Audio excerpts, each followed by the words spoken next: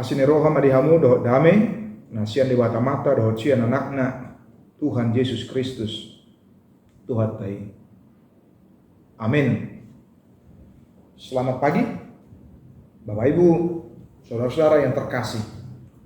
Firman Tuhan yang menyapa kita pada hari Kamis tanggal 22 Desember 2022 terambil dari 1 Tawarik atau 1 Kronika pasal 29 ayat 9. Demikian bunyi firman Tuhan buat kita.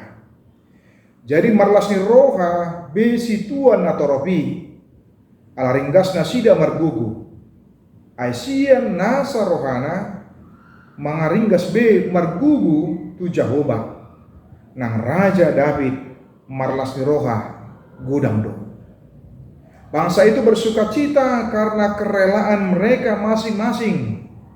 Sebab dengan tulus hati mereka memberikan persembahan sukarela kepada Tuhan. Juga Raja Daud sangat bersukacita. Demikian bunyi firman Tuhan buat kita. Saudara-saudari, Bapak Ibu, kaum muda yang dikasihi oleh Tuhan Yesus Kristus. Dalam memberi, manusia itu bisa juga tergoda kepada keterpaksaan.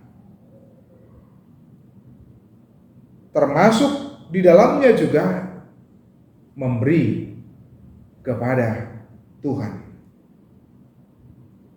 Namun pada hari ini kita boleh belajar sesuatu hal yang berbeda yang diperlihatkan oleh umat Tuhan, oleh bangsa Israel yang dipimpin oleh Raja Daud pada waktu itu, di mana mereka menunjukkan sukacita mereka, kegembiraan mereka dalam memberi, dalam mempersembahkan sesuatu kepada Tuhan, terlebih akan kerinduan mereka, yaitu kerinduan berdirinya bait Tuhan, menjadi tempat media mereka untuk berkumpul untuk memuji dan memuliakan nama Tuhan. Tapi kita bisa melihat dalam nats ini, orang yang memberi dari iman pasti dia akan memberi dengan penuh sukacita.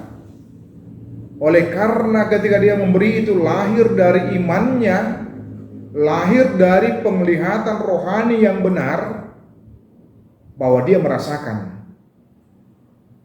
apa yang dia terima itu adalah merupakan pemberian kemurahan Tuhan di tengah-tengah kehidupannya pribadi, di tengah-tengah kehidupan keluarganya ketika keluarga, di tengah-tengah kehidupan komunitasnya, atau di tengah-tengah kehidupan dalam kehidupan bergereja, di tengah-tengah gereja. Nah, karena itu kita bisa melihat bahwa orang yang memberi dari iman pasti dia akan bersukacita dalam memberikannya, karena bukan didasarkan atas nominal atau jumlahnya semata-mata, tetapi karena dia tahu bahwa dia bisa memberi itu oleh karena pekerjaan Tuhan semata.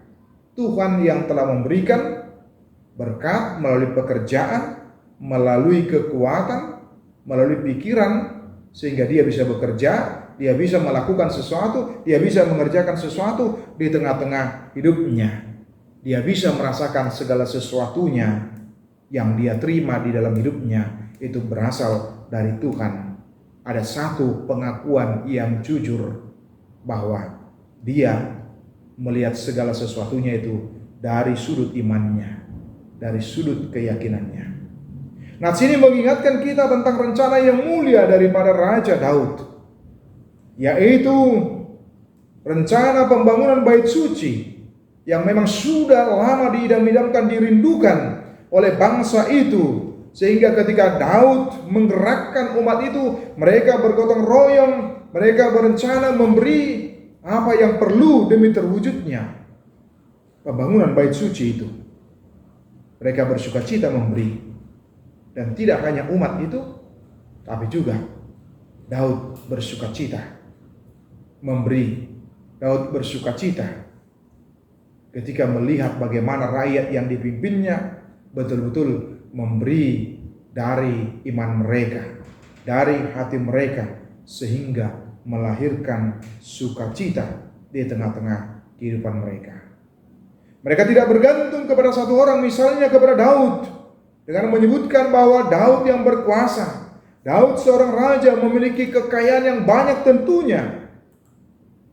Mereka bukan memiliki model yang seperti itu, tapi mereka betul-betul menghidupi jiwa gotong royong, jiwa kebersamaan, dan karena mereka merasakan berkat dari Tuhan, sehingga mereka bersedia menjadi saluran berkat untuk pembangunan bait suci tersebut. Karena itu, bagaimana kita di tengah-tengah kehidupan kita boleh meneladani sukacita umat tersebut, boleh menjadi model iman bagi kita yang hidup saat ini. Bagaimana kita boleh memberi dengan penuh sukacita, memberi kepada Tuhan melalui gerejanya, memberi bantuan kepada orang-orang yang memang betul-betul membutuhkan pertolongan, sehingga orang-orang tersebut boleh bersukacita, boleh bergembira, oleh karena apa yang bisa kita lakukan, kita kerjakan, kita bantu terhadap sesama kita, sehingga memberi itu tidak menjadi beban dan tanggung jawab di tengah-tengah kehidupannya, bukan sebuah beban yang memberatkan, sebuah tanggung jawab yang memberatkan dalam hidupnya, tapi dia melakukannya dengan iman, termasuk seperti yang ada dalam nats ini.